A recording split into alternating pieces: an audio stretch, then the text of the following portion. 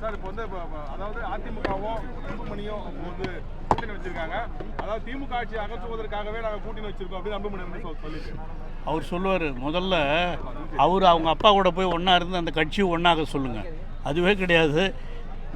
தமிழக முதல்வர் தளபதி அவருடைய கழகத் தலைவருடைய தலைமையிலே அமைந்திருக்கிற கூட்டணி தான் வருகிற தேர்தலிலே மிகப்பெரிய வெற்றியை பெறும் என்பதை தமிழகத்து மக்கள் உணர்ந்திருக்கிறார்கள்.